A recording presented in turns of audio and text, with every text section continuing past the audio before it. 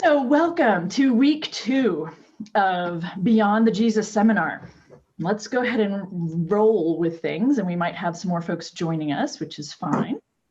So last week I decided to present that overview, as most of you here know, and then I just paid attention and listened, and from some of the conversations we had afterward, as well as some of the questions that were raised, and then when I specifically asked for some feedback on what you're interested in, I listened, tried to cull all of these comments.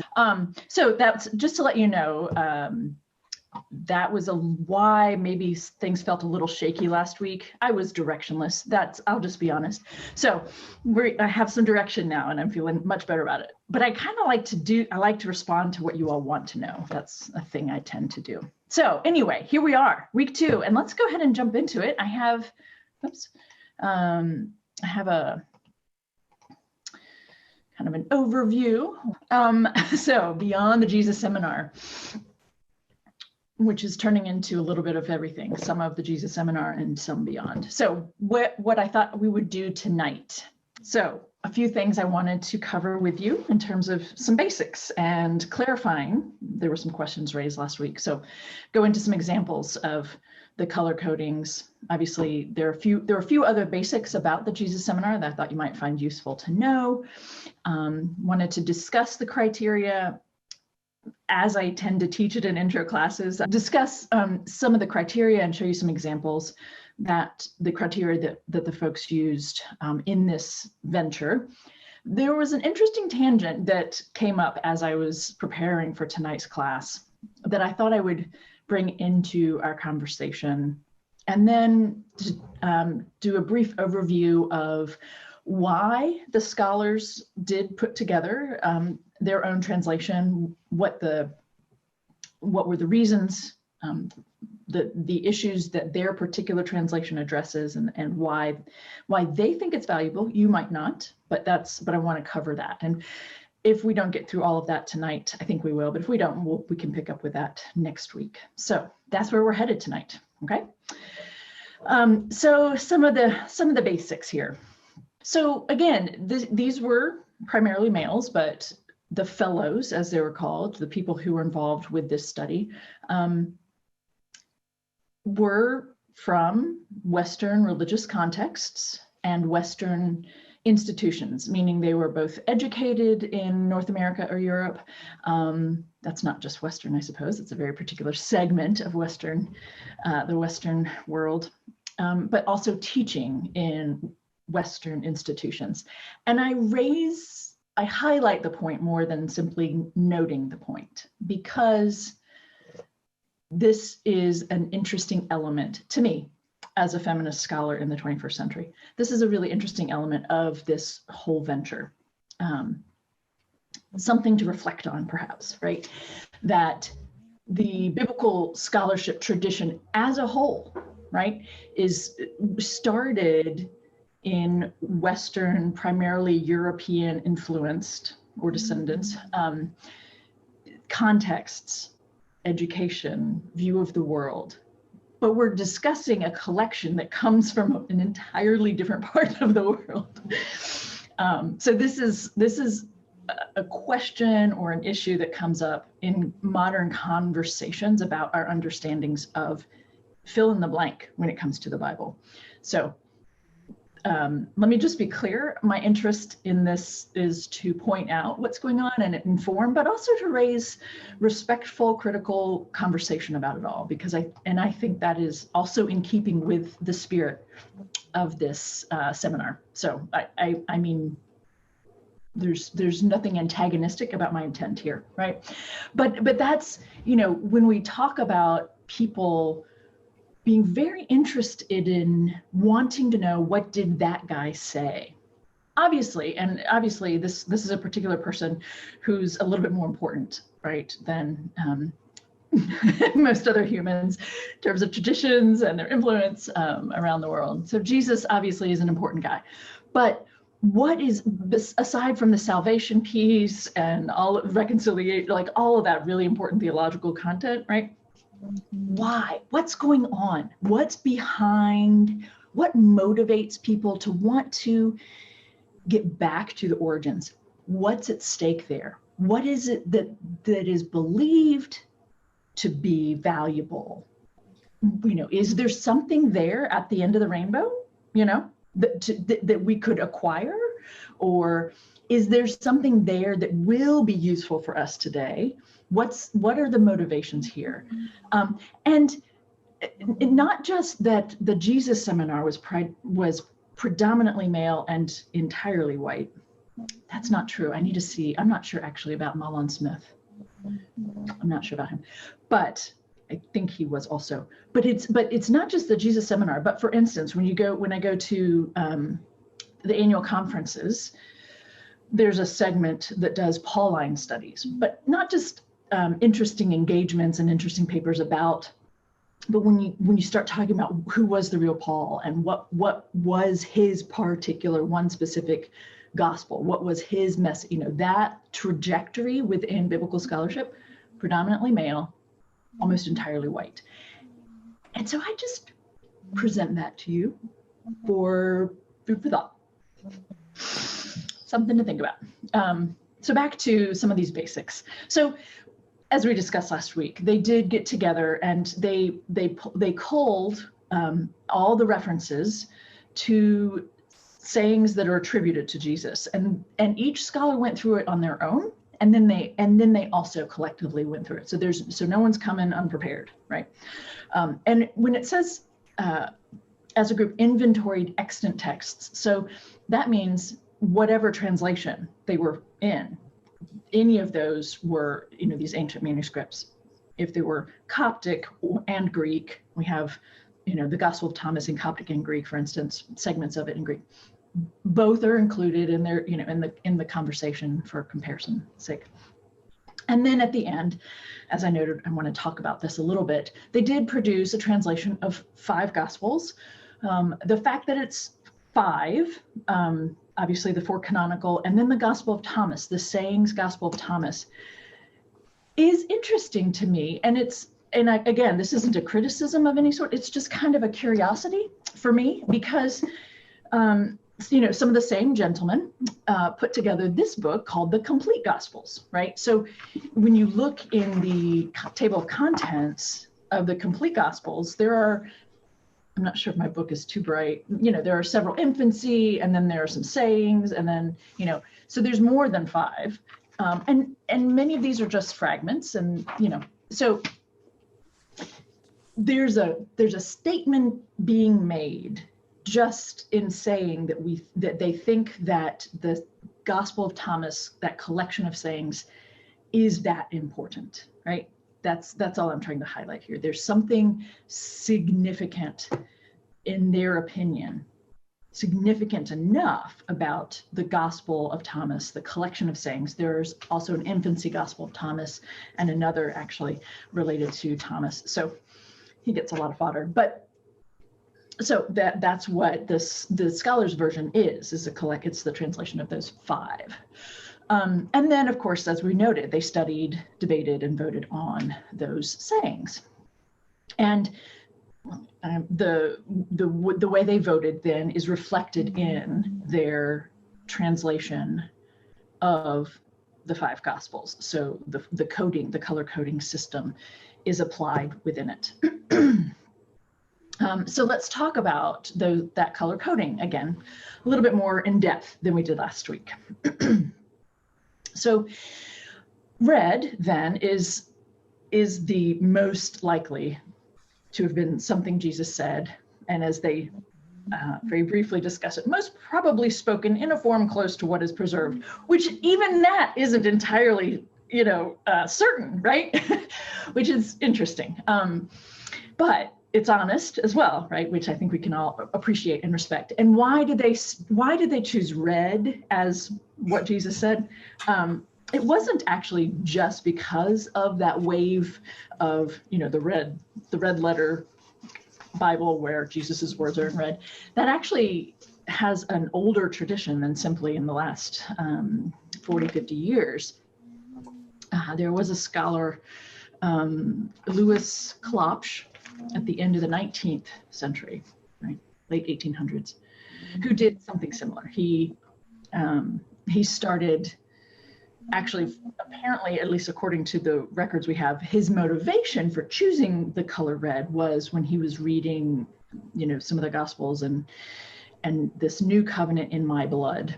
And so he connected that concept of this newer testament and the red of blood. So that idea dates to the late 19th century. And then, of course, there are different directions that people go, because he started with which sayings do you think, he actually pooled with some other scholars, which sayings do you think Jesus actually said while he was on earth, which is different than all of the words attributed to Jesus, right? Because there's some that Jesus says right from the skies or after resurrection, that kind of thing.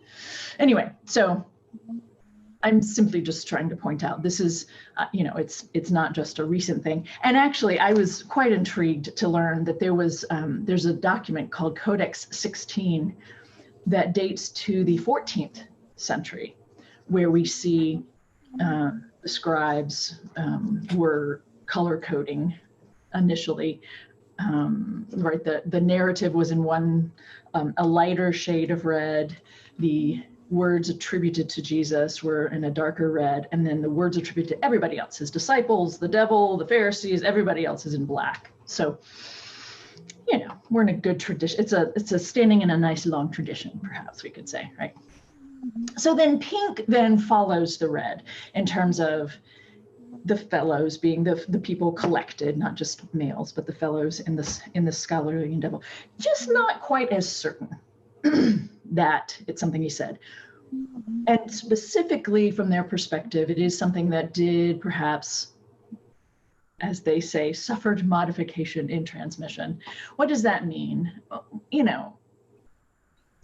Going back and starting with this premise, right? It's all oral tradition for a while. For how long just depends on which gospel you're talking about, right? So even in a culture that is good at remembering and passing along as heard, there's still modifications. We just can't help ourselves, really. And then it's actually black came next in terms of the thinking, but I'm just doing a progression here. So gray then are words that, according to the statements that are being made from the seminar, words that did not originate with Jesus, but reflect his ideas.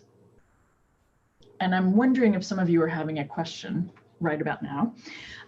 I certainly did, as I'm even, cover this, but anyway, as I'm presenting this, I'm like, this is the time that the question's going to come up, right? And then we'll move on to black, and then we'll come back to the question. Words given to him to speak specifically by admirers or enemies. So the distinction here between the gray and the black is we're fairly certain that it would be something, it's in keeping with the general idea, right? But the black then would be, for whatever reason, positive or negative motivations. So this is, let's pause to consider then. I've already asked the first question, but I think the second is more relevant at this point, right? Don't you have to have an image of who you think that guy was before you can say whether or not this is something he would have definitely said? The third stage of the Jesus seminar is the stage that is, showing an encapsulation of who that original person was. That's the third stage. But every single scholar had to be working with, named or not, right, their own image of who they believed that first person, that real person, historically speaking, was. Otherwise, how can you say that that is not something he would have said? That would be in keeping with his ideas, right? So the circularity here is interesting to me. And the interesting tangent that we'll circle back to in a minute, or that we'll get to in a moment, is related to this, right? So we will, just to kind of lay that out there. So the sayings criteria, so we had a quick review of them last week. I thought it might be helpful to work through them a little bit slower together. So there are four primary criteria, at least even just in scholarly material, you'll see people referencing these criteria, and the criterion of antiquity, the criterion of independent attestation, those kinds of things. So this isn't just the shorthand that I use with students, it is also how it's discussed. So let's look at each one briefly. Obviously the antiquity, I think we can understand what that would be in reference to and why. So a saying, or right, because we're just talking about sayings at this point, something that is as close as possible to the events being narrated. Obviously that requires a certain level of subjectivity, a certain level of, we have decided when we believe each of the 4 canonical gospels was written, right? So most biblical Newer Testament scholars agree that the progression is Mark, then Matthew, Luke, then John, right? So even just in that basic discussion, then John is really not, John fails. John fails this criteria.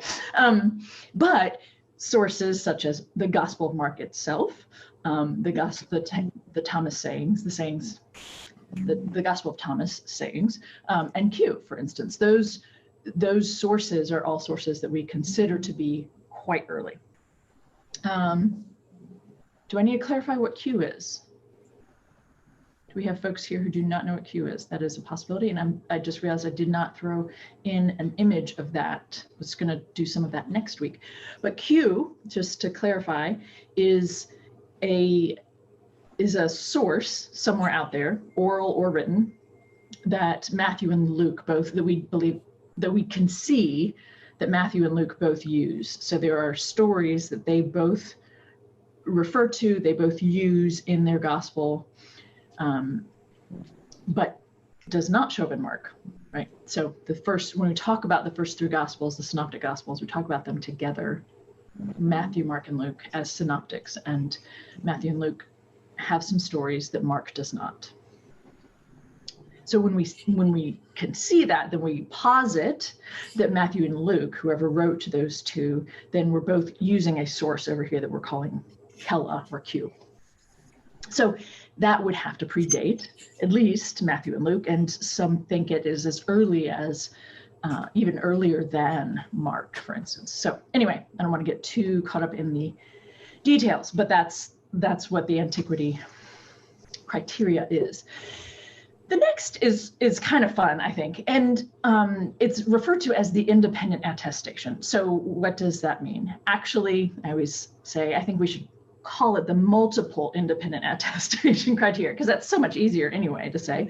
I'm kidding. Anyway, but the point here is, okay, if there's a saying that shows up in sources that didn't rely on each other, then that makes it much more likely that it is true to the guy who actually walked the earth, right? And that makes sense, right? If multiple sources are referencing a saying. And so what do we mean by independent sources that would then be attesting? So these are all independent sources. So, excuse me, Mark, M, and Q all go into creating the Gospel of Matthew. Mark, L, and Q all create the Gospel of Luke. John uses the signs, but John is also considered a separate gospel. Obviously, it is a separate gospel, but a separate source in terms of there's a collection of signs. Thomas sayings and so forth, and Paul stands as an independent attestation. Of course, the genuine writings of Paul then, of course, predate any of the canonical gospels. So these are all sources. If there's something that's attested in several of them, then that's a high probability, right? So for instance, what do we mean by these examples? So the idea, belief, conviction, whatever, right, that Jesus is from Nazareth, we get that from 2 canonical gospels, and then we have Luke's separate stories refer to it, right? That's what that collection means, right? So pretty solid information, relatively speaking, right? So this, okay. Jesus told parables. Well, right, yes. That seems fairly fairly historically reliable, right? Mark, you can see all of the sources that feed into the synoptics have separate attestations to this, as well as the Gospel of Thomas, which is sayings and then a handful of parables.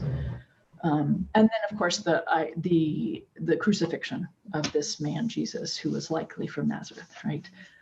All of the sources, including Paul, right, attest to that. So pretty solid possibility on that crucifixion bit. So dissimilarity then, the criterion of dissimilarity. If there is an idea that is in the Gospels, is being said, attributed to Jesus, that works against what the early Christians' agenda was, makes it more likely to be authentic. And I'm grinning because, again, biblical scholars don't agree on what the early Christians' agenda was. So there are so many, but I also think it's still worth making the comment. I think it's still worth saying this, right? And saying, well, let's start from something. Let's posit that they did have an agenda, even though the reason that there isn't, that scholars can't agree, is there were so much variety. There were so many kind of splinter groups from the get-go, right? Practically out of the gate, in terms of, what it looked like to be a follower of this guy, or to be a part of those who worshiped him. And those are splinters that we don't need to investigate. But the point here is, okay, there's a basic agenda, right, which would include ideas that make it palatable or make it likely that others will get on board with, all kinds of things. So why would it be in there if it works against their agenda, is the basic idea, right? So let's look at a couple examples just to clarify. So for instance, and this is one that I'm sure many of you have thought of before, right? If you haven't had a conversation about this in a class at some point or with friends or whatever, but Jesus' baptism by John is very clearly said to be a baptism of repentance, right? So in the first century, when this guy named Jesus was actually walking around, that didn't necessarily cause a problem. That wouldn't have caused a problem initially. Quite shortly after, say, into first century, beginning of second, now we're going to have a problem with that, because God does not need to be forgiven. God is perfect, right? So the idea that Jesus is God comes late, or develops. It takes time for that to be a given, right? So this baptism then is noted and is talked about in a couple different ways in the Gospels themselves, right? Like we gotta handle this in a way that makes it make sense. Mark has it, but then Matthew handles it in a way that makes it okay. Anyway, so that's a good example of something that might work against their, getting some momentum, right? The crucifixion itself, obviously, is, your leader is silenced by the state, right? Does not bode well.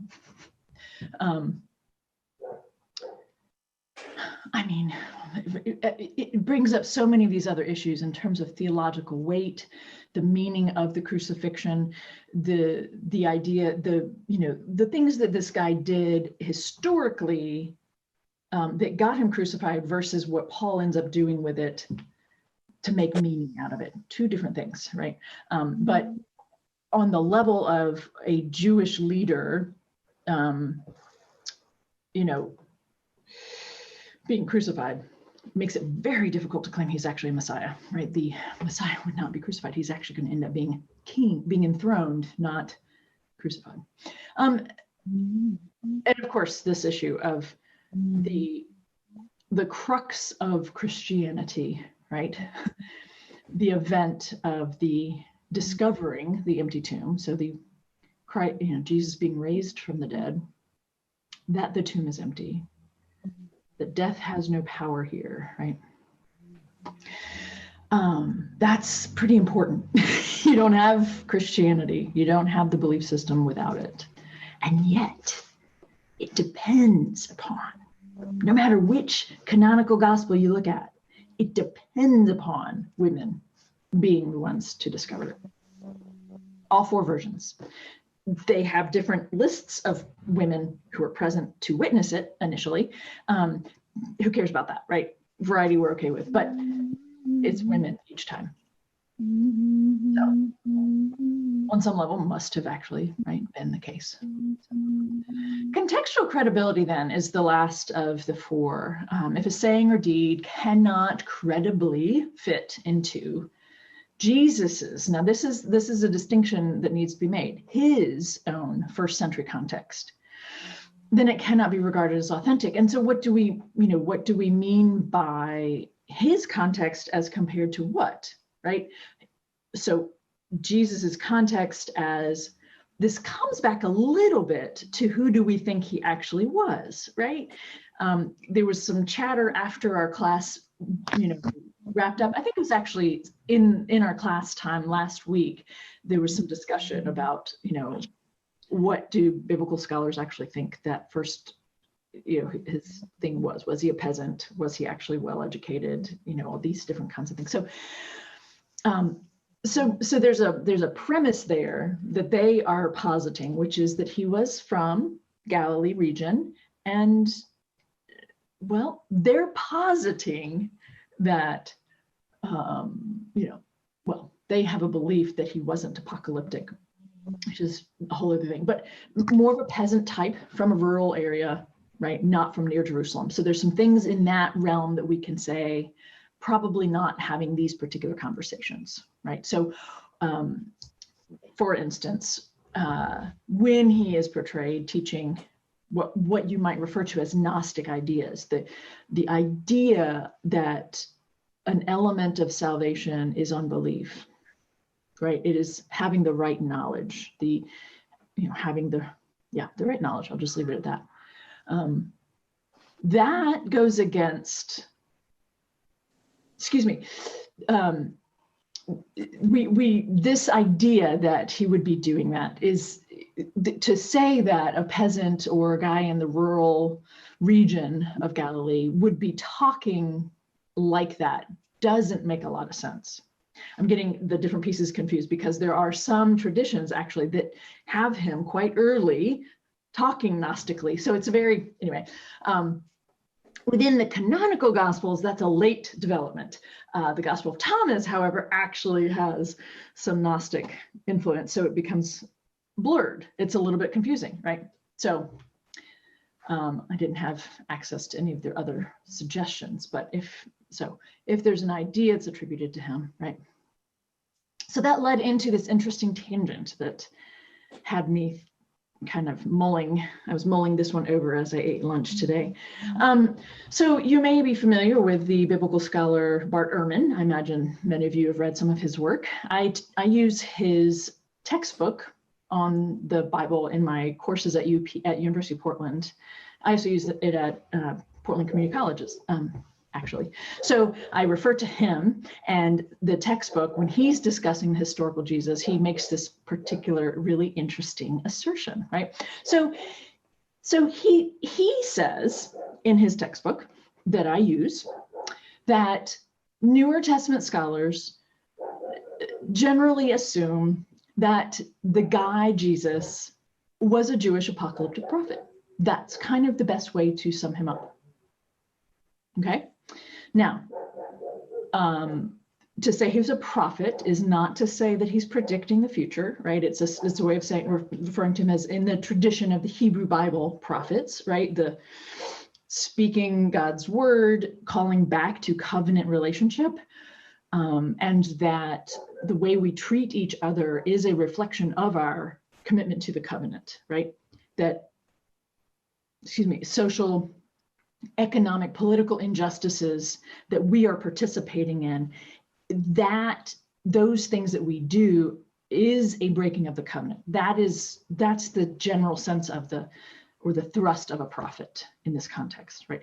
So to say he was apocalyptic then, that's saying that he was expecting God to intervene quite soon, imminently. And there was an element of the suffering of the people, which we can attest to regardless of the stories in the Newer Testament, that the suffering of the people in Galilee is a gift. We know that, right, economically and politically, things were difficult, and they became more so right there at the beginning of the first century. So there's plenty of fodder for this particular worldview. So let me kind of walk through a little bit. So the contextual credibility is to say that we have, sorry, I'm trying to make sure. We know, we have references in the Gospels to debates between the Pharisees and Sadducees, for instance. The Sadducees not being apocalyptic, but the Pharisees definitely being apocalyptic. So maybe they're down in Jerusalem. Yeah, who knows to what extent it's well, then it makes sense then that it would also affect the peasants given the political and economic situation. Then we also know of the Essenes, who we're very grateful for, just in general as humans, but they gave us that really lovely collection that we refer to as the Dead Sea Scrolls. And what is very, very clear about them is the extent to which, how seriously they were taking their apocalyptic minded view of the world, to the point where they had removed themselves from the evil, right? And were living ascetically in their own little community. Bring the Son of Man any day now, right? John the Baptist, who is Jesus's own predecessor. I don't know to what extent you have ever thought about Jesus and John that way. I know I grew up thinking of them as very different. That John the Baptist was the crazy guy, wearing not much and eating locusts out in the desert. But Jesus, however, is my guy, right?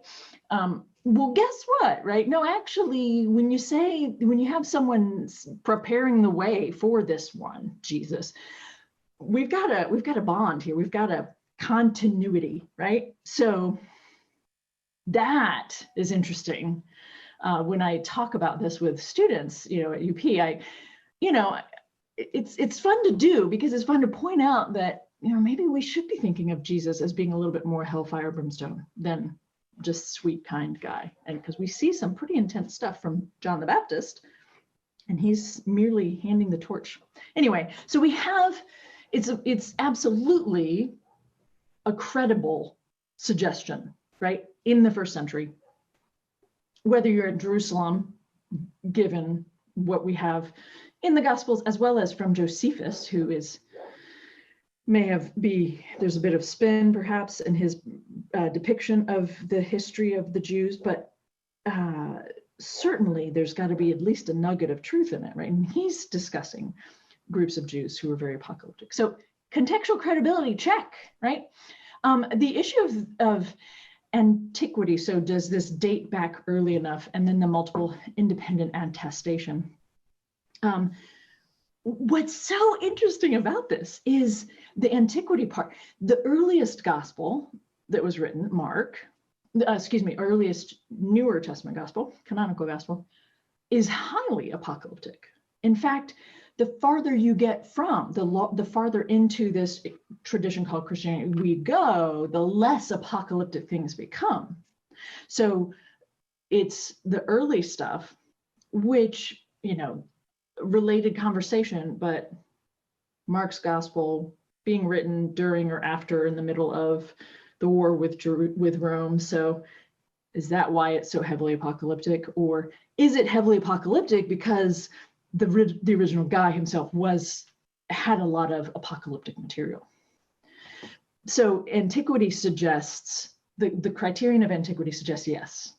The multiple independent attestation then also follows because we have stories in, not just in Mark, but in Q. So stories that end up in Matthew and Luke. We have, so as well as separate in Matthew, so source M, and then separate in Luke. source L. So we have all the early stuff says, yes, he was an apocalyptic guy. And then the issue of dissimilarity. Jesus in the Synoptic Gospels, Jesus, I was pausing whether or not in John even, but in the Synoptic Gospels, Jesus never talks about himself directly as being the Son of God or the Son of Man. Now he talks about himself, it seems, in third person, right? He talks about himself as the Son of Man, but you could also say he's talking about somebody else as the Son of Man, because it's a little bit weird to talk about yourself in third person. So, if he wasn't the Son of Man, and but he's talking about the Son of Man, which is a component of apocalyptic thought, that when God comes to visit and wipe out your enemy, this will happen very soon, and God will take on human form and come in visit the earth, the parousia. Anyway, so there's an element of apocalypticness, and it even checks the issue of dissimilarity. So Ehrman, people are teaching this every semester in places around the country, right? He says, according to their own criteria, Jesus was most likely a Jewish apocalyptic prophet. However, the Jesus Seminar themselves say at the end of this whole thing, at the end of studying the sayings, they decide that he was not apocalyptically minded. I am genuinely at a loss. I have my own little essence of Jesus that I connect with. That's what we most often do. And that is the way I tend to teach the Gospels, is through the lens of I see Jesus as a prophet, period. I don't need the apocalyptic part. I find it a little distracting. And I find the prophet part to be entirely relevant today. So maybe that's why I find it very practical. Anyway, so it's interesting that the folks, right, who came up with these criteria. Anyway, I find it interesting. So that's my little segue, my little interesting tangent. So we have the red, pink, gray, black letter testament, right? The Scholars Version. And actually, in studying this and talking about it, I do wish there was I wish they could apply this to the whole Bible. I do realize it took quite a bit of work to come up with just the Gospels on this. So I think I might start teaching the Gospel section using the Scholars Version, because I just like what they're doing, and I like their translations quite a lot. And you will see why here in just a minute. The things they have come up with. So anyway, so they're working with these basic ideas in terms of coming up with their own translation. One of the reasons I decided to dive into this, to be honest, is someone who stayed after last week and we were chatting made a comment, just an observation that they like. There's a particular translation that they are fond of, and that they find the Scholars Version a little bit. I don't remember the particular adjective that was used, and I don't want to misrepresent someone. And I found that to be really honest. And I thought, well, maybe if we just talk about it, you don't have to like the Scholars Version, but maybe it'd be good to talk about what they're doing and why it sounds so awkward. So here's what they're working with, right? I'm quoting them in their introduction. A translation is artful to the extent that one can forget while reading it or listening to it that it is a translation at all, right? Is it convincing? Does it just flow in whichever way, in whatever style, right? I'm assuming, given my context here at Trinity, that you all have experienced this in literature elsewhere. Something that has been translated from another language, and you can tell it's a little awkward. Or maybe you've read it in the original language and now you're reading it in English or a different language, whatever the case, right? And you can tell it's a little awkward, right? That's what they're talking about. So they're aiming for something artful, something that can be read as literature I don't mean that disrespectfully, right? That's what they're going for, right? And so with quite a few pieces informing the choices they made, this is what they're working for. They worked diligently to produce in the American reader or listener. And it's interesting too, right? That's their context. They're thinking of their own context and presenting something for their own context, which makes perfect sense. It's just worth considering, right? Produced in the American listener, an experience comparable to that of the first listeners of the originals. So part of what that means is not necessarily making it nicey nice and sweetie sweet, right? There are so many parts of this seminar, the work they did do, things they presented, that if you can sit with it long enough, if it makes you uncomfortable at first, that makes sense to me, but maybe sit with it, because it ends up, I think, asking you to reflect on, what is it about this person that makes him important? What is it about, what is it I'm expecting when I open a Bible? What am I actually expecting it to say or do or create cause in me, right? What kind of experience am I expecting to have as I read this or listen to this? So the question of what do we mean when we say that we like one translation more than another? I think I kind of want to open that up to you all.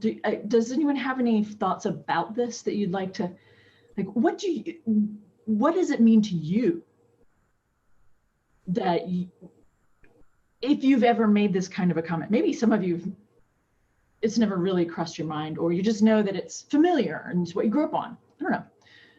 What does it mean to say I like this one better than the other? Why? Well, I think for me, it means it suits I know he's going to talk when I talk. Great. That's great.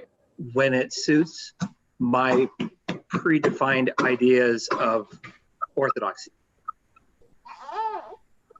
Interesting. Orthodoxy specifically. Okay, thank you for getting the ball rolling. I appreciate that, Jason. It fits and suits your understanding of the right ideas. Anyone else? This is Marty. I don't think everything that we have Jesus saying was original with him. Okay. He uses Old Testament sayings quite often to reinforce an idea, or at least on one occasion, he refutes an Old Testament concept. Okay. So a translation then of that, in your mind, would be a good translation of that would be one that accurately reflects the Hebrew Bible? I just want to kind of tease that out a little bit, what you're saying there. There's a Jewish annotated New Testament that I use when I'm trying to cross-study the words by Jill Levine. Yes, Amy Jill Levine and her, and the Hebrew Bible professor. Mm-hmm.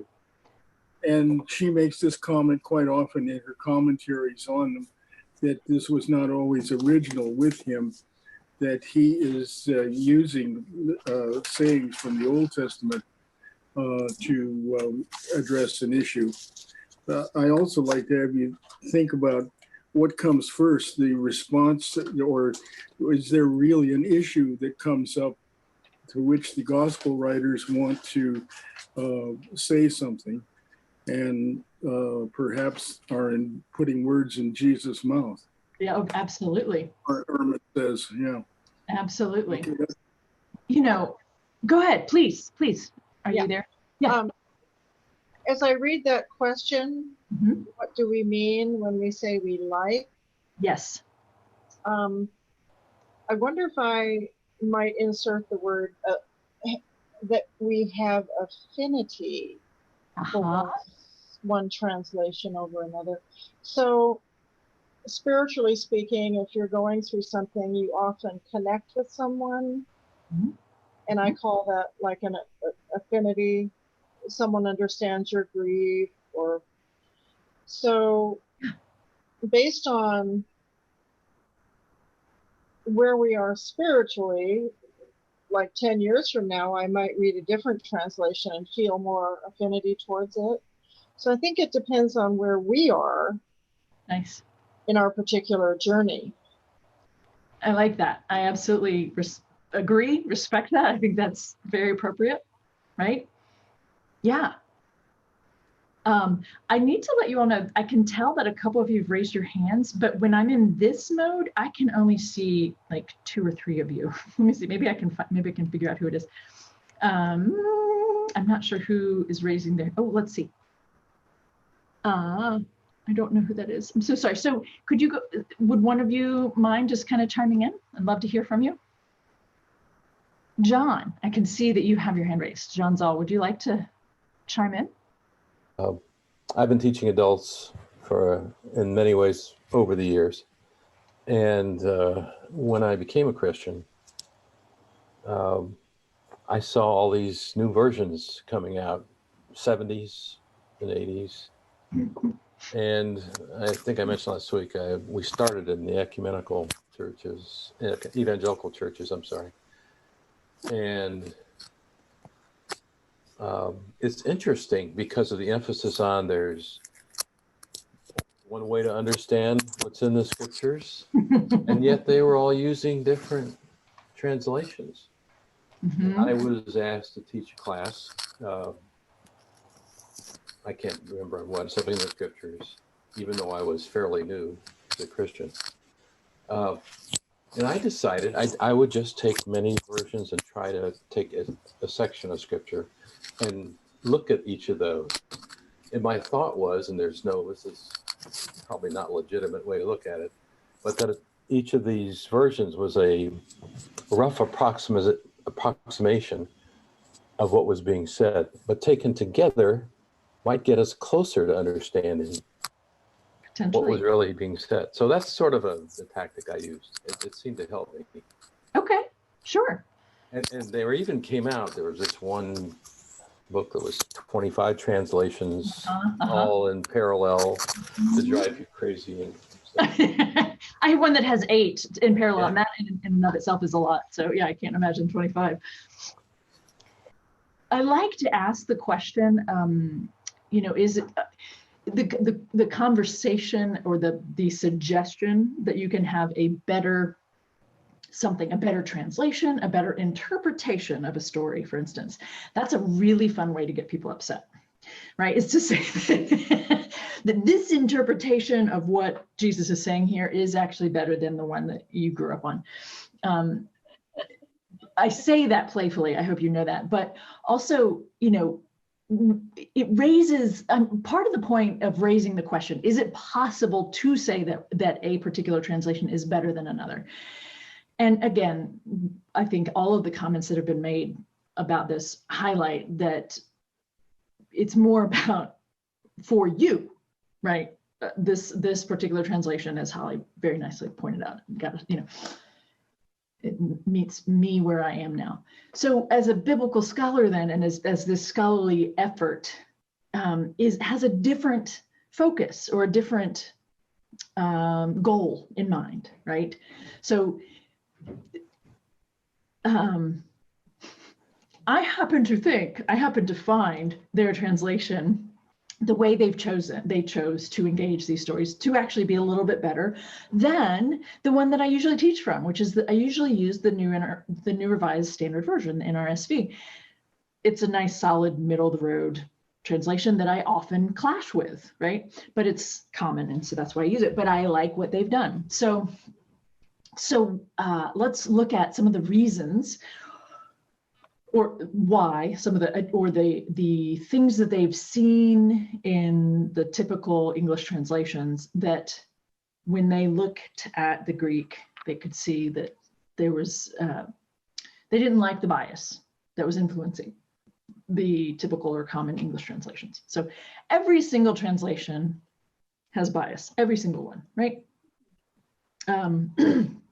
So the first reason they list, I don't know if it was the first that they came, in their thinking, but is the discovery of the Gospel of Thomas. So I was referring to that at the beginning of class. The Gospel of Thomas, as discovered as a collection, is Coptic. But we also, prior to discovering the Gospel of Thomas, in the collection called the Nag Hammadi Library, again, many of you probably heard of it. The Nag Hammadi Library was discovered in 1945. Serendipitously, and it's a collection of Gnostic-ish.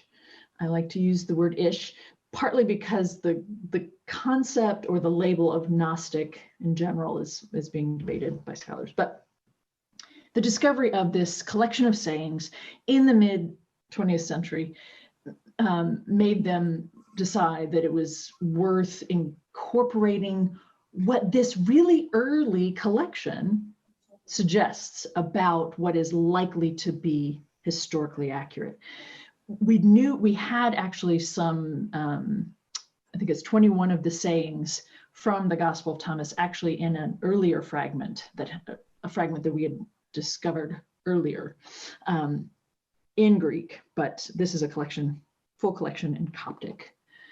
So it is, by this group, is dated earlier than the Gospel of Mark. Yes, John, you wanted to say something? Yes. No? Oh, okay. Okay, no worries. Keep going. So the discovery of the Gospel of Thomas was one of the reasons they wanted to do this and reflect its particular perspective in terms of what it offers for an early historically likely guy, what he would have said. And this is a thing that resonates with me. I love that this is one of their motivating factors.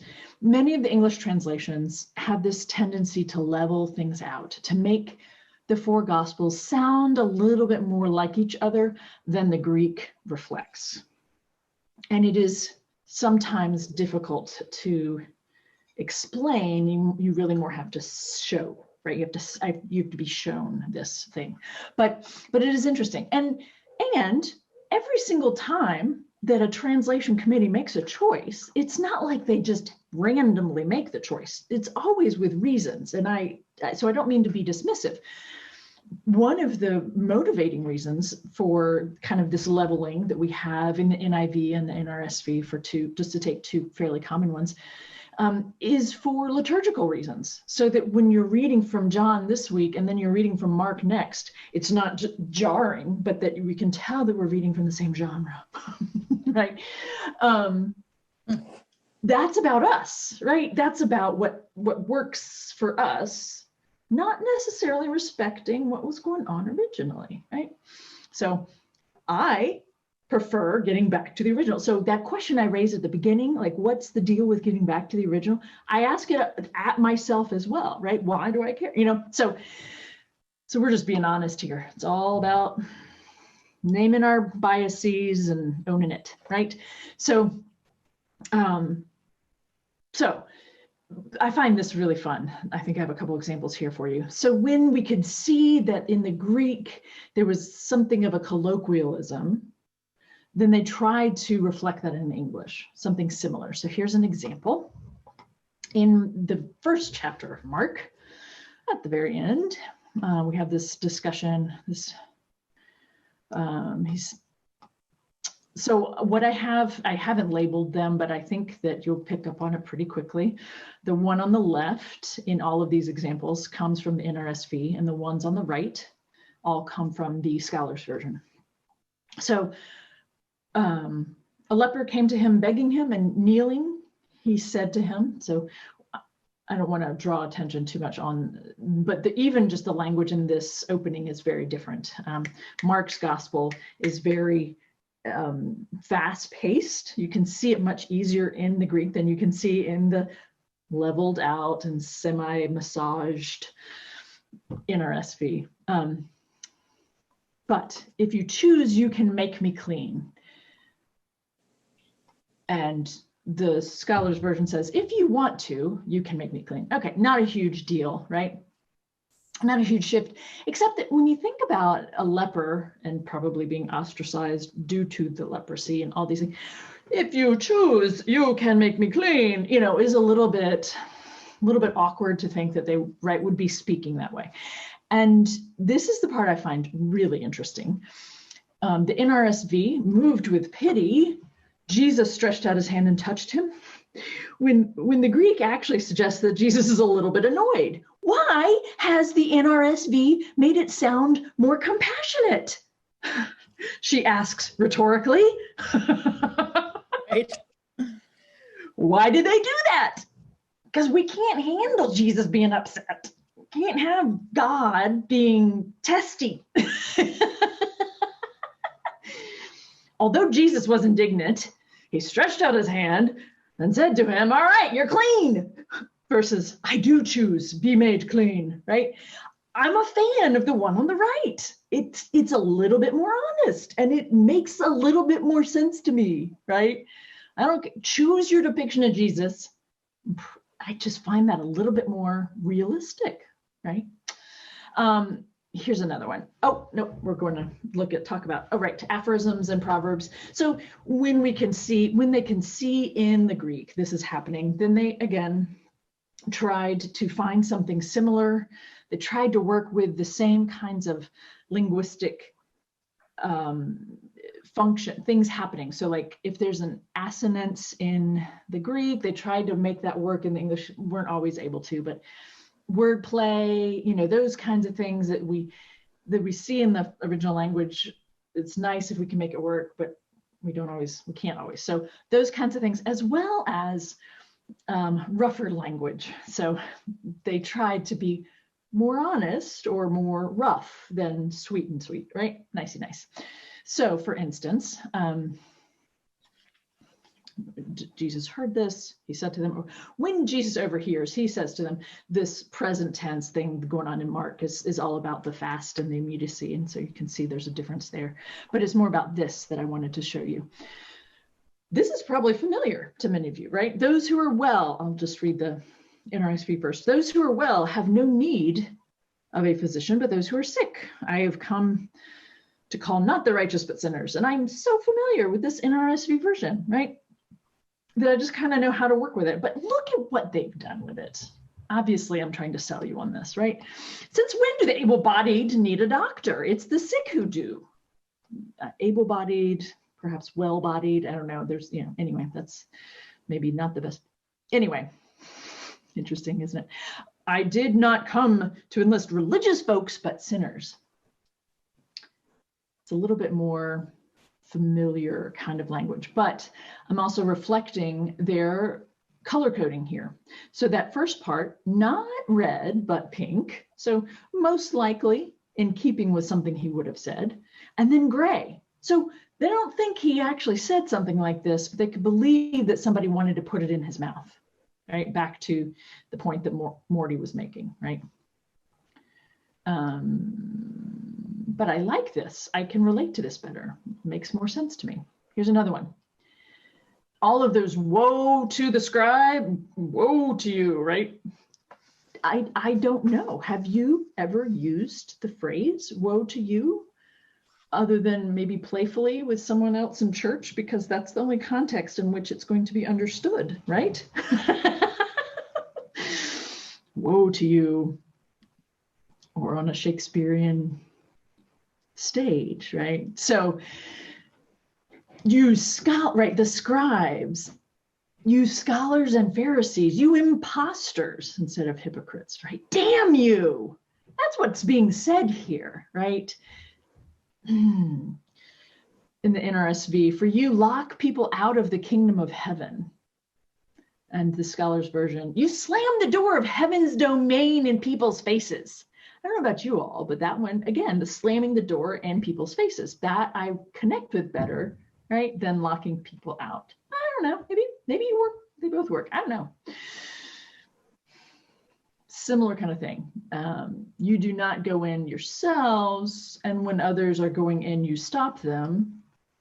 You yourselves don't enter, and you block the way of those trying to enter. It's a little bit more intense, right? A little bit more in your face, a little more aggressive or in your face, whereas it really seems like they've been trying to make that a little bit nice for people, right? Anyway, okay, I think you get the point here. Oh, we have one more. Oh, this is a great one. He who has ears to hear, let him hear. I think they made an interesting comment about if you're saying this aphorism, right? If you're using this kind of saying this often,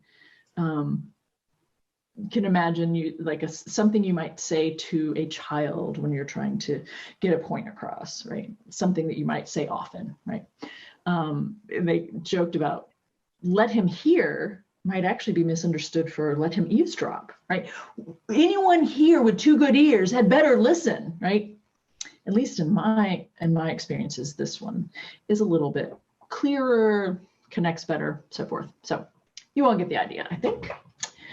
Then they also wanted to try to reflect the style and the grammatical form, meaning, you know, if we want to say, for instance, if we want to ask a question that we are anticipating a yes or a no, right? We have a different way of posing the question, depending based on the response we are anticipating, right? That's the example we have here. So from the Gospel of Luke, chapter 10, the setup is the same in their two translations, but the NRSV, will you be exalted to heaven, Capernaum? No, you will be brought down to Hades. Or in the Scholars Version, you don't think you'll be exalted to heaven, do you? Oh no, you'll go to hell. So they specifically changed from Hades to hell. They specifically chose to reflect the Greek grammatical syntax there. A question that is specifically anticipating a negative response. It also makes it easier for me to read with emotion. I think maybe that's why I like it. This one is more about the pacing, and I'm given the time, etc. I'm gonna not necessarily spend too much time on this example, but this is one of those examples of the Mark's gospel. It's most English translations soften the edges of the tempo and the urgency, and you can see it in the Greek because of this phrase that they keep using over and over that is smoothed over. It's not always showing up. Someone was asking, was it Janet? Someone was asking about my cat. Oh, there he is. So we have a hurriedness in the Greek that they try to honor, not just in Mark, but also in Luke. So for instance, Luke uses a much more refined Greek, and it isn't in a hurry the way Mark is. So they tried to let the translation of Luke reflect that style, the grammatical style and the tone and all of that. So that you're going to actually get a different feeling. You'll get a different sense of when you hear Luke read than you do when you or read it yourself, right? Than you do when you hear Mark read or when you read it. That you will know that you are in Mark versus Luke versus the exalted God, right, of John, right? You'll know that you're in a different gospel, right? And this last piece, that one of the things they were trying to do, this desacralization of terms that were common. So what this is about is there are some translations that capitalize words to indicate their sacredness within the Christian tradition. So, words like Gentile, that's akin to pagan, or it's more of a general label. It isn't a proper noun. So that would be lowercase instead. Even the, like Son of God or Son of Man, like that's going to be lowercase in the context in which it was being used initially. Some of the things like the kingdom of heaven, right? That might be capitalized in a translation you're familiar with, but they're not going to capitalize that because it doesn't have that same kind of sacredness initially. It is secular, actually, that particular label. And so the lower casing actually kind of forces you to think about the idea more than treating it as this thing you have to protect because it's sacred, right? And I just like that. I like that they're trying. See, again, that's that question back to me. Why do I like that? Why do I want a translation that better reflects the original? Well, I actually have a reason. I do have a reason, but it's an interesting thing, right? But my reason for wanting a translation that more accurately reflects, I think actually I should say I'm interested in our translations more accurately reflecting the Greek. And I can say that fairly bluntly because I can look, you don't have to have years and years of Greek study to look at these to look at the Greek in some of these translations and see that there's a lot of theology that's leading and directing some pretty important translation choices. And as a biblical scholar in the 21st century who's interested in specifically things related to gender, but also my main gig right now is related to marriage in the Bible and when people turn to the Bible to justify particular stances on that topic. We're being misled in the English translations on a couple important nouns that inform pretty big concepts. So I would like our translations to reflect what was going on, what's the text says, even though, right, Jesus would have been speaking in Aramaic and it's a Greek translation, whatever, right? So getting back to originals, but because people are basing some pretty significant theology or understandings of human relationships on these texts, I would like the text to look more honest, I guess. So I resonate with all of the things that they're up to here. Questions from you all. What kinds of questions do you all have at this point about the Scholars version and their motivations for their translation? So what was the reception like for their version? And I'm just kind of curious how, because I'm sort of rough on the timeline as to when the Jesus seminar completed, okay, and they completed this Scholars version. What has the reception been like? Great, thank you, Jason. So the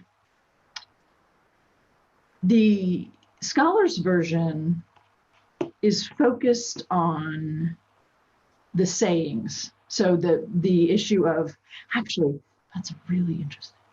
The focus there is about the rendering of the words attributed to Jesus, but it's more than that. It's also the language around it. I'm actually not sure the year that it was originally published. Now that I think about that part, the first phase of the Jesus seminar was 1984 to 85 to 94.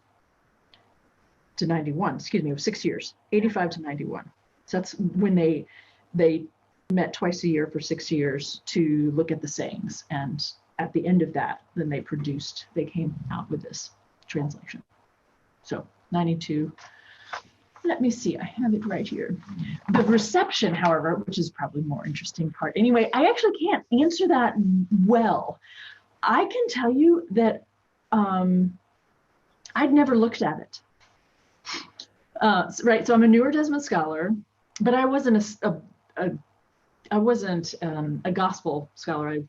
I focused on one of the letters, and not even one of the Pauline letters. But anyway, so it's not like that was a part of my focus for my PhD work.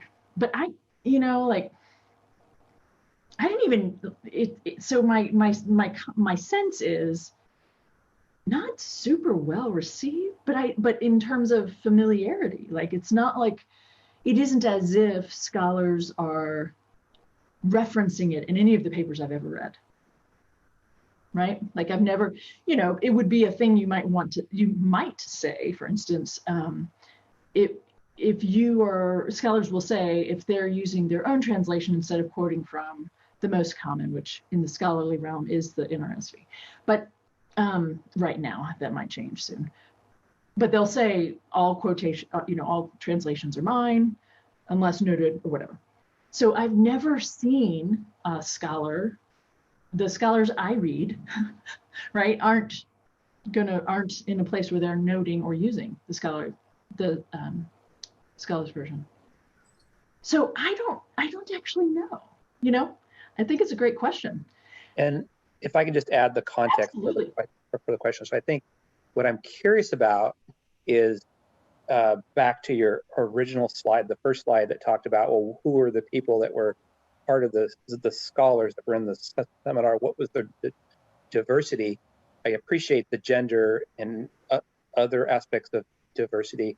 I'm also interested in the thought diversity as it pertains to the development of the historical critical method. And so that's kind of what I'm trying to suss out from this. Yeah. I mean, me taking the time to look at this, their reasoning for this, their choices, all of it, I'm like, yeah, I do respect people's scholarly work, but I respect their choices. I respect their reasons. I really like it. I really resonate with, back to Holly's language, I have an affinity for what they're up to, I think the question is a great one, and it's also a matter of for whom, like who else besides scholars are going to be interested in this, right? Well, and I think that's fair. I think the Jesus seminar got a lot of publicity. It did. And I was just wondering, like, well, what were the fruits of that? And I think now we're sitting in 2020, without going on a huge tangent, I'm just trying to place the significance of the work as it's evolved along with the historical critical method over time, and how that's interplayed with the general stream, or the general stream of thought of, well, what's going on in this type of discussion now, like when we're talking about the Gospels and how to that validate them. What's that this was one group of people who made this Herculean effort, and they used a specific path, and what's happened since, right? That's kind of where I'm. Okay, yeah, and just to be clear, Keith, I do see your hand. Thank you. I'm hoping to maybe to get to some of that in terms of what are some of the trajectories from this Jesus seminar. There's so much. However, to get to if I'm understanding a little bit better each time, your question,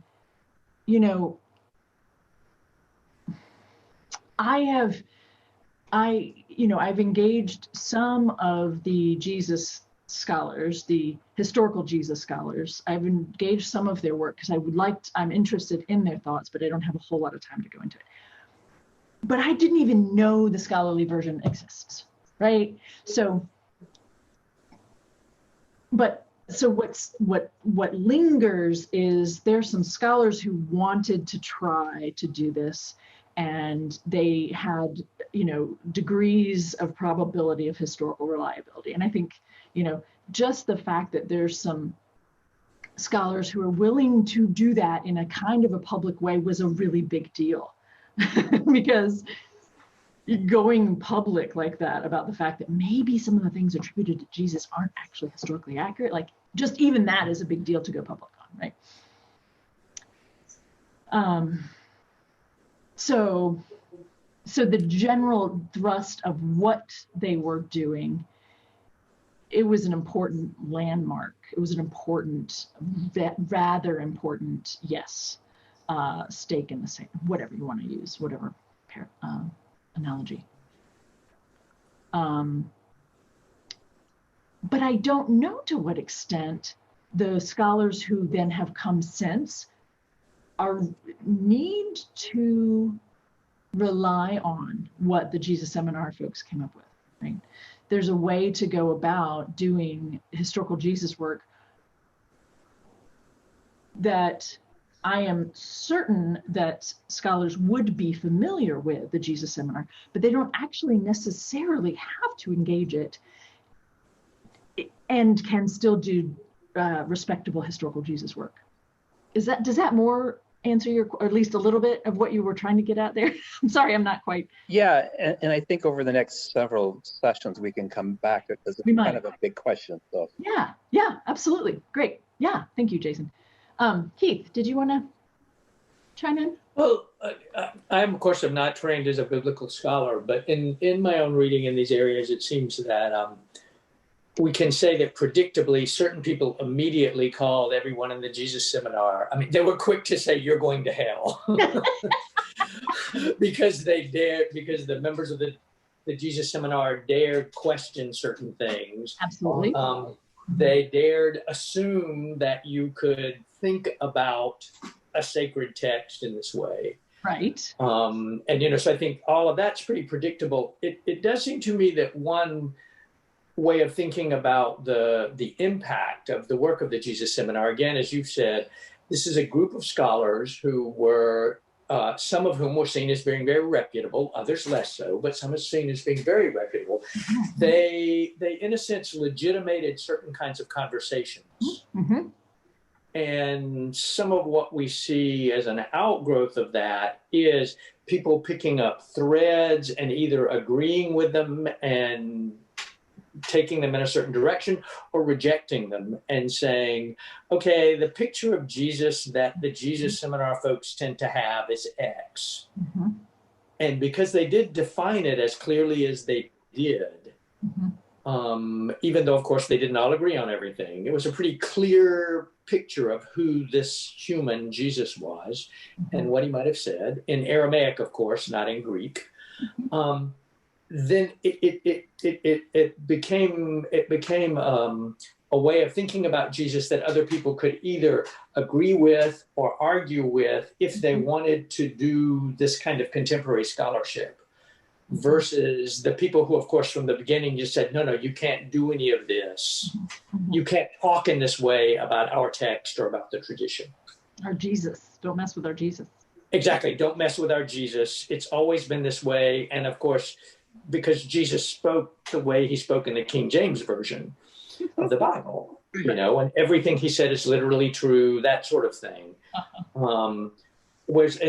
Putting those people aside, I think you get other people, for example, more recent scholars of Paul, and I'm thinking of Paula Erickson, for example, really thinks that the Jesus scholar got it, these scholars got it wrong about who Jesus was. She thinks Jesus was very much in line with, much more apocalyptically oriented than the Jesus scholars did. But part of the reason she and Bart Ehrman and others are able to make the claims they do is because they can say, this is what that group of scholars claimed, and I'm going to depart from that in a certain way. So they have legitimated certain conversations, and they made it possible to think in new ways about who the historical Jesus might have been. Yeah, becomes a touchstone of sorts. Yeah. So back to your comment, Keith, then that would explain people like Reza Aslan, who wrote The Zealot. Mm-hmm. Which paints a very apocalyptic picture. Right. So you're saying that they spurred the conversation on and made some folks a following of alternative possibilities. Mm-hmm. Yeah. They also, and perhaps you could say they also made it popular again to do so. Mm-hmm. right? There a lot of these kinds of things go in phases, and this is the third big phase of it historically. So brought it back to people's attention in a way it hadn't been for a while. I think one other comment we might make there, in light of what's just been said about making it popular again, it also permitted particularly progressive Christians to have certain kinds of conversations that weren't going on before, because part of, certainly at least Marcus and Dom's project, was to find ways to talk to progressive Christians about what was going on in biblical scholarship, to get it out of the academy and into conversations within congregations, like the conversation we're having right now. Yes. I was trying to think. They had a really lovely way of putting that in the introduction, actually, to the 5 Gospels. I'm just going to read this. Oh, in their credits, they're thanking Mark Chimsky, so for recognizing the value of this project and therefore publishing it. The aphorism recorded in Thomas, so the Gospels of Thomas sayings, in Thomas 39, all too often characterizes the way of scholars, and that aphorism is, the scholars have taken the keys of knowledge and hidden them. And so they're saying that this particular guy working at Macmillan helped us find the keys and unlock the doors too long bolted shut by a combination of elitism and technical jargon. So, I mean, one could say then from that direction, one could say they paved the way for other scholars, such as, yes, Reza Aslan in the historical Jesus, but even for someone like Bart Ehrman at all, right? To have, some purchase as he starts putting out these very, very, some solid scholarly research, but in a general way. Here's the interesting flip side then, which I think both Jason and Keith kind of touched on. Or maybe you didn't know this, maybe you know this, I don't know, but the elitism of the academy is such that, there's a decent amount of what I read as disrespect, that this kind of work, making scholarly material accessible, is not considered true scholarship. It's looked down upon. Bart Ehrman's, book after, popping these things out, people, is it jealousy? Like, what is it? But there's a dismissive-ness of it. When I gotta be honest, folks, it's hard work. Like it's not easy. There's something in that really rubs me the wrong way, that people would consider Marcus Borg, John Dominic Crossan, or Ehrman just to reference the 3 big, 3 biggies. But the fact that people would just dismiss it because they do popular work, right? That's a really interesting commentary to make about biblical scholarship, right? And I think it cuts across academia. And I say this as a retired academic, for those of you who don't know me. Right. And I also work on textbooks, and so that's a similar kind of thing there. Fair enough. Fair enough. I appreciate that, Keith. But what is that about? Why is that? I mean, anyway. We did have a question. Do we have any evidence that connects the Aramaic sayings of Jesus to the Greek gospel sources? You're starting to get into some of the technicalities that I am not well versed on. Yes, there are some. Can I point you to some off the top of my head? No, I cannot. But I'm wondering if part of your question is about, I don't know, if maybe part of your question is about the issue of, do we know for sure that these things were actually all spoken in Aramaic? Is it possible that he actually spoke some of these things in Greek initially? I'm not quite sure anyway, when we start getting down into some of these specific details, I might not be able to be as helpful for you all. I'm sorry to say. I will do my best, but I'm looking at the time. Is there, did you have your hand? Charles, did you want to say something? Yeah, just I had a question. Is there a translation or version of the New Testament or the Old Testament also now that scholars generally recognize is the best or the most reliable, or Nope. are there just various opinions about that, and different people use different things? Yep. You know, I mean, genuinely, the New Revised Standard Version was kind of the expected version that you would be quoting from in a biblical scholarship paper, for instance, or article. And that if you were not, that would need to be noted, for instance. But there have been a couple translations, the Common English Version, the CE, like there are a couple that I get the abbreviation there. Anyway, what their name is, I get them confused, the CEB. But there are a handful that have come out in the last 10 years or so that I am quite fond of. It gets back to some of these reasons that the Jesus Seminar, that the Scholars Version is trying to address, which is trying to be a little bit more raw or honest, a little bit more integrity about the translation in light of what we can see going on. So no, there isn't. It depends on the scholar you ask. Some still use the NIV. So it really just depends. And where does the Oxford translation edition from the 1960s, where does that stand now? Because I think at that time it was considered to be, I'm not saying the exact title of it. I could go look real quick. The New Oxford Annotated Bible? Yes. Yes. And I think at that time it was considered to be the sort of definitive version of that scholars would use. Yes, at least as you said, within a scholarly context, yes. Yeah. But the interesting thing then is the annotations are different from the translation. So the New Oxford Annotated Bible, then you still have to note which translation you're using. And so I'm accustomed to using the New Revised Standard Version of the New Oxford Annotated Bible. But yes, that has been considered kind of authoritative within the scholarly realm, still is.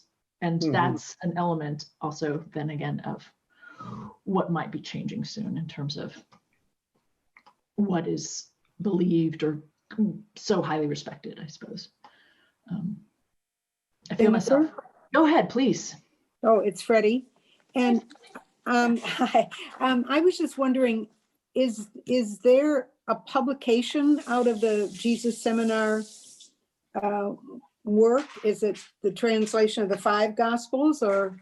That is one of the things that came out of their work. Is that what it's called? I mean, yes, if I wanted the 5 Gospels is the sayings round, if you will. Yes.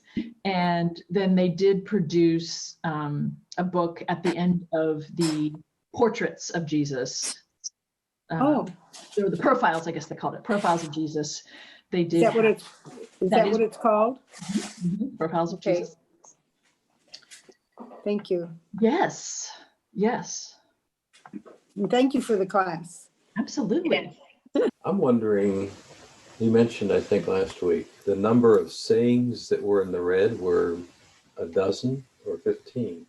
Yep, I was planning on looking at those together specifically just to do that. Next week we can do that. Is that what it was around 11 that are red, and I think 11 that were pink, I believe. And I just wondered, that was probably, I mean, to me, hearing that it's a shocking thing to hear. You mean absolutely, that's so few. Yeah. Yeah, absolutely. Yep. Interesting question. Yep. I imagine most of them, it was more they'd already come to this place, this kind of a general sense, right? But perhaps the definitiveness of being forced to make decisions does kind of bring things into sharper relief, right? But thank you.